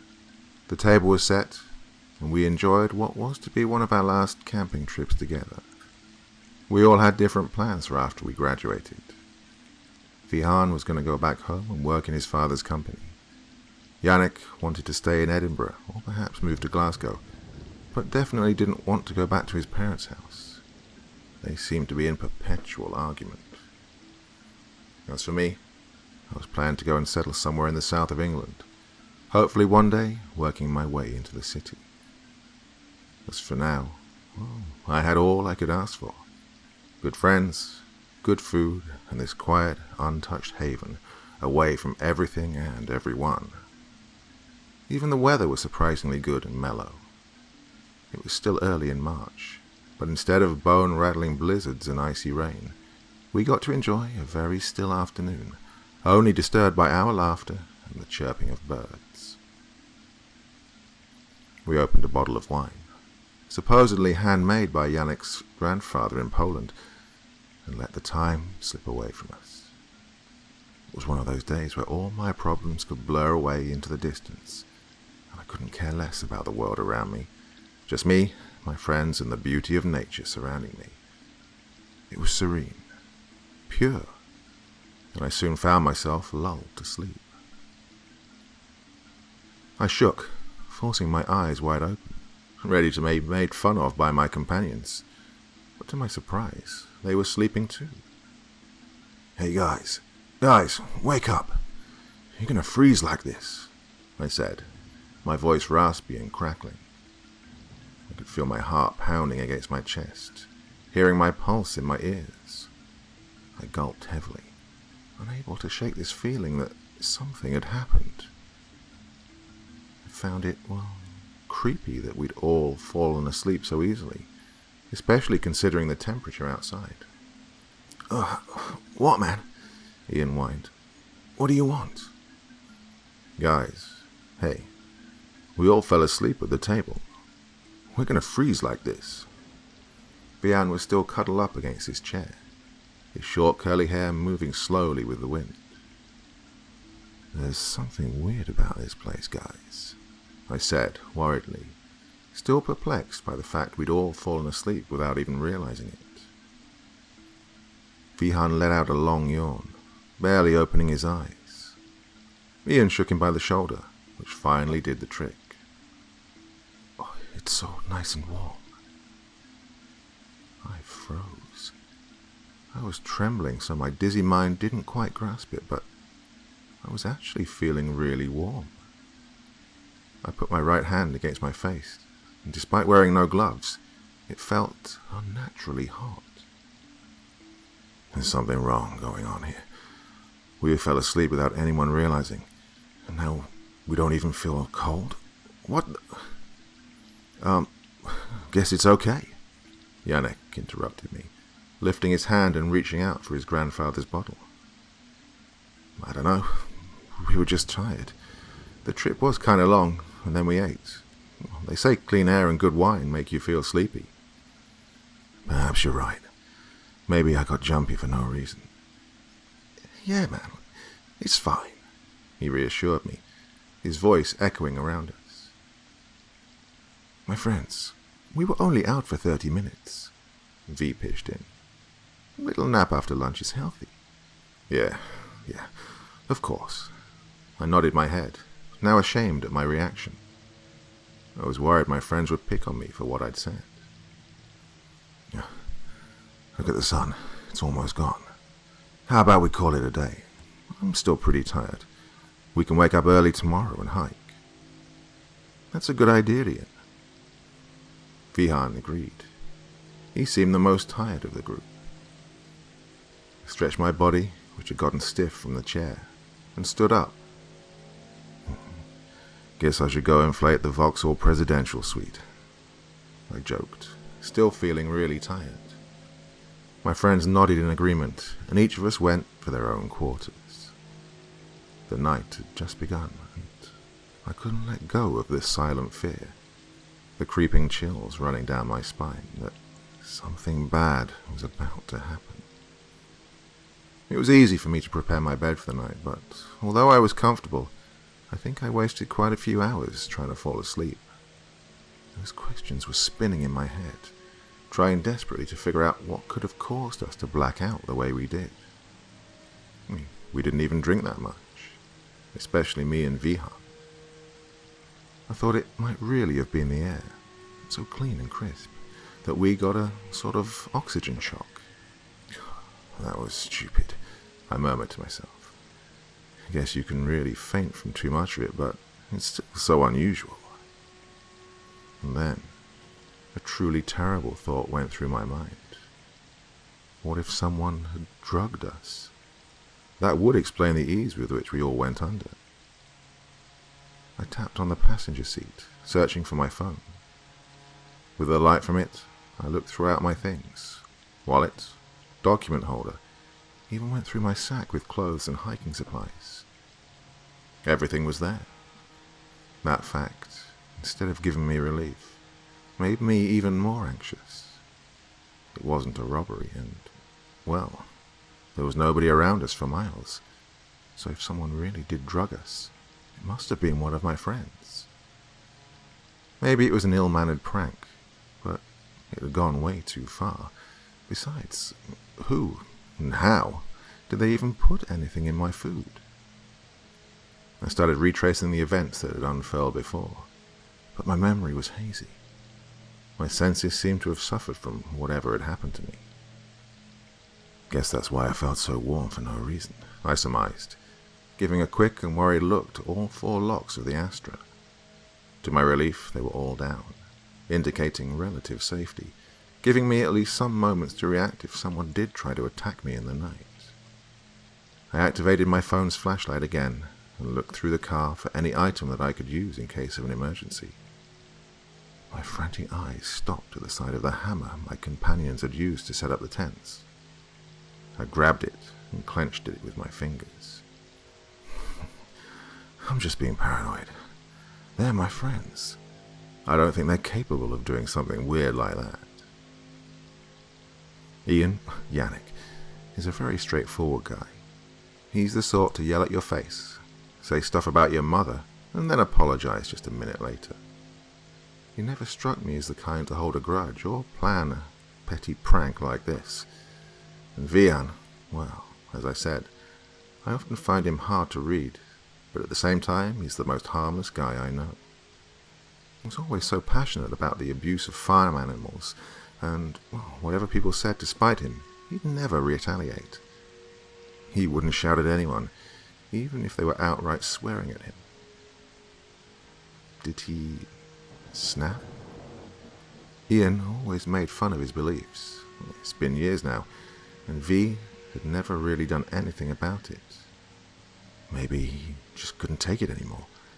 Did he know I was going to sleep in the Vauxhall, parked some good 30 meters away from their tents? Is he going to do something to Yannick? Maybe not physically harm him, maybe just give him the scare of his life. I guess it would help his cause if I was very sleepy too, unable to react to whatever was going to unfold. Still, that means I'm safe. As soon as I uttered those words, I felt deep, disgusting shame. It suddenly seemed so easy to sacrifice my friends for my own well-being. I'd spent years with them, but all it took was a bit of doubt, and I'd turned into an animal, solely driven by self-interest. I threw the hammer to the back and tucked myself tight under the blanket. I'd already wasted hours being scared for no reason. I reckoned I'd need my energy for the long hiking tour we'd planned for tomorrow, and unless I wanted to collapse on the way, I'd really need to get some rest. I felt warmth gently creeping across my skin, embracing me and, soon enough, hushing me silently to sleep. Remember, remember, an old lady's voice, breaking and sour, echoed in the air. I opened my eyes, shaken to my very core by the fact I wasn't in my car anymore. I was lying down on the same inflatable bed, but it was in a different place. The surroundings were similar, but there was a cave. A small, rocky entrance was leading to a pitch-black hole in the ground. My heart jumped into my throat as I remembered the sound of the old lady. Is this a dream? I said to myself. Remember. She stood atop me, her blue icy eyes fixed onto mine. Her hair was white, brushing against the skin of my face, dancing with the freezing wind. Her bony, wrinkled hand held me by the chin, slowly sliding towards my neck. I jumped back, scared out of my mind, shouting, "Ah!" I awoke in a puddle of sweat, shuffling to find the light of my phone. I was shaking like a leaf, paralyzed by fear and confused by the inexplicable string of events that I'd witnessed in the past few hours. First of all, we fell asleep at the table, and now I had this nightmare that felt so incredibly real. At least I managed to find my phone, and it gave me hope. It was just a few minutes to 5. Dawn was on its way. Oh, I don't think I'll be sleeping anymore after this, I told myself, and started looking for my clothes. Screams pierced the horizon. My two friends, they sounded as if they were arguing over something. Their voices were loud, but I couldn't quite grasp what they were saying. Maybe I was right. Maybe Vihan really did try to pull something up in the night. I guess I heard their screams, and that made me have a nightmare. I felt slightly relieved at the thought that at least I seemed to be in control of what was happening around me, but that still posed many problems. If my friends were fighting, I had to go and try and help them sort it out. But if V had really gone crazy, what could I do? Regardless, I couldn't just stay in the car and do nothing. I quickly put my red mountaineering jacket on and rushed out. In a few running steps, I reached the small encampment. My breath froze. The sight before me being more terrifying than what I had initially imagined. Man, what the fuck? Do you mean you saw her too? I felt a big ice shard slowly slide down my chest, exacting a piercing grip around my core. My heart skipped a beat, my teeth chattering. I knew full well what they were talking about. Guys, I said with shaking voice. My friends looked up at me. I saw her too. The old lady. And the cave. Their eyes locked with mine. Our gazes heavy with what we were about to say and do. I don't know why, but for some reason we all felt this urge, like there was something drawing us into this forest at the far side of the lake. I couldn't explain it, and I guess neither could they, but we just had to go. Hey friends, why are you walking that way? V inquired, as Ian and I made some heavy steps towards the forest in the distance.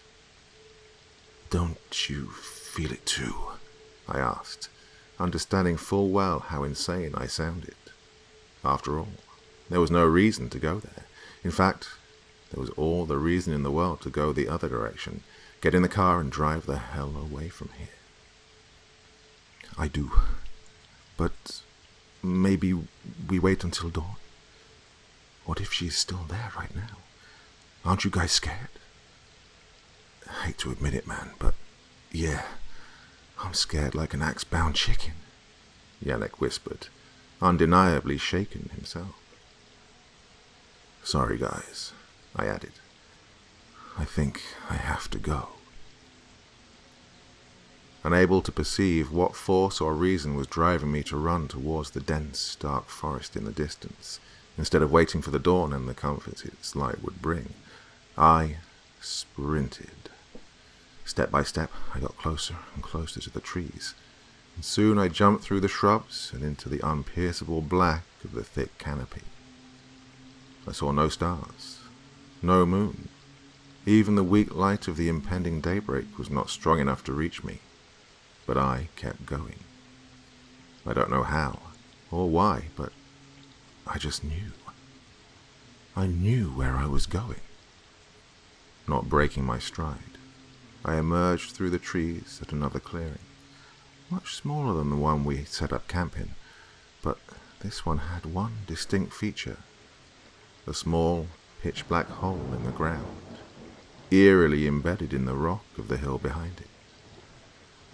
I paused, taking a moment to catch my breath, finally out of my trance. My mind was getting clearer. I felt I was coming back to my senses. Soon enough, I heard the calls of my friends. They were close by, searching for me. Yannick was the first to come out of the woods, shortly followed by Vihan. Hey man, what the fuck? What the actual fuck are you doing? Ian exclaimed, unable to shake this same feeling I'd been having. The feeling of something terrible about to happen. Vihan? Well, he didn't say a word. Even without looking at him, I knew where his eyes had wandered to. The cave. Something was calling me from within it. I made a step forwards. No, this is a bad idea. Let's go back. Ian grabbed my shoulder. His hand was freezing cold, and he was shaking like a leaf. I must go. I forced myself out of his weak grip and ran straight towards the abyssal hole that called for me. My friends rushed behind, desperately trying to catch up with me before whatever force was calling for us took me in. In just a few giant leaps, I'd reached the cave and slid forwards, trying to make the small opening in the ground, the pass to what was surely a new world. My companions jumped after me, trying to hold me back as I was making my descent towards the entrance, but they were not needed. "I remember," they stated, my hands planted on an invisible screen on top of the cave opening. Vihan and Ian were flying behind me, driven by chivalry and the blind desire to save a friend in need.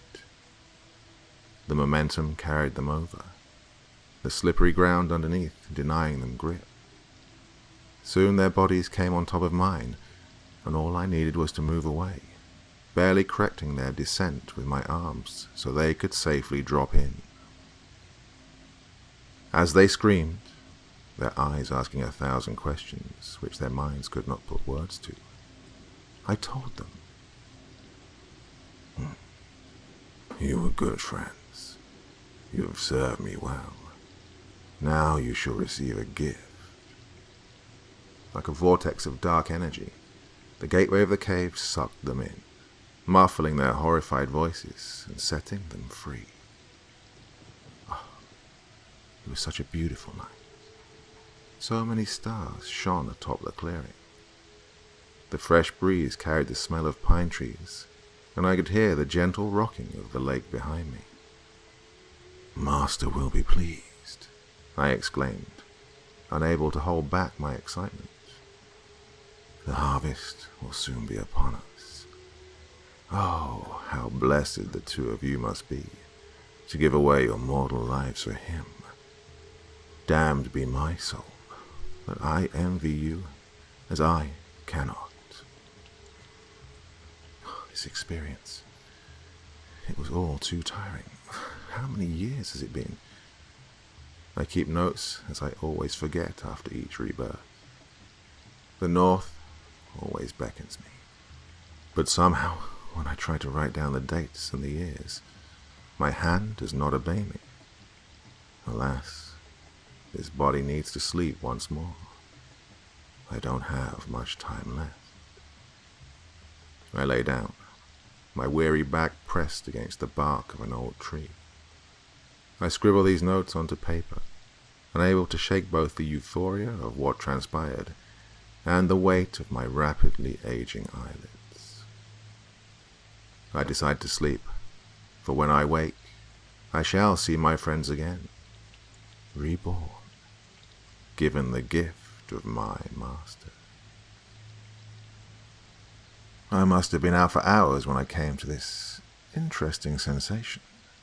It felt like a tickle, gentle as if someone was caressing my aching feet. I ran too much yesterday. I expended more than what I had. I opened my eyes and I looked down. There, I see two babies, misshapen, some would say, but I call them blessed. Last night they were given a gift more valuable than anything else in the world. They were bestowed with immortality. I bend over and pick them up. They seem hostile. I understand. I don't hold it against them. They are ignorant. Yes, their new bodies hurt. Their failing organs shall bleed, and their very soul shall throb in pain. But it's all for a good cause. Master is coming. They should be proud. Even if they do not see out of their blind, grey eyes, even if their mouths shall stay forever dry and hungry, there is no higher honor than doing good by the Master. Rejoice, my friends. You've obtained eternal life, I tell them as I walk them to the lake across the forest. Their weak bones crack and splinter in my hands, piercing their undeveloped infant lungs. They let out tormented cries of pain and agony and blood, but it is perfect. Everything is as it should. Soon we reach the waterfront. I take one last look at them. They still try to bite me with their missing teeth, a sight I find adorable. Oh, they were so different in life, but now all their beliefs are replaced by a truly greater purpose, and all their foolish squabbles, what the other eats, says or does, now all that is for naught. Embrace the silent hunger, I tell them, walking forward still, soon replacing the coldness of the water for that special feeling, the unmistakable softness of human skin and muscle at my feet. How many times have I done this before? Perhaps 100, perhaps 1,000. I let my friends gently slip out of my embrace and watch them sink to the bottom of the lake. As they join the quiet choir of countless children's voices underneath the holy water, I record this message. My aged skin crumbles to dust. Once again I return to ash, so the cycle can begin anew. This life I lived without regrets, and I have yet again served my purpose. In a blink of an eye, you too shall come across this rock, and if Master wills it, you shall have more time, more energy to spare. If so, read my notes. From now, from the past. I wonder how my short existence will compare to yours. Yours truly, yourself.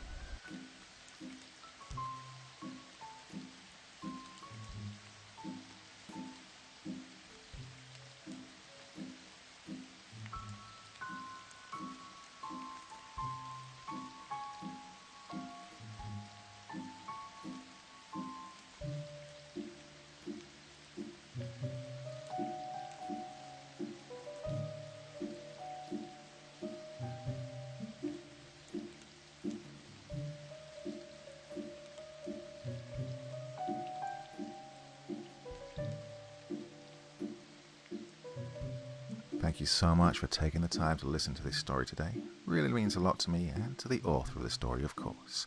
Well, you want to know more about me? I'm pretty much everywhere on social media. You can find me on Facebook, Twitter, Instagram. You can download my music on SoundCloud. I've got a Patreon if you feel like. Throw me $1 or $2. Very much appreciated. And of course, on Reddit, I have a place where you can leave stories if you want me to read one that you've written. Well, hoping to see you all again very soon. Till then, sweet dreams. Bye-bye.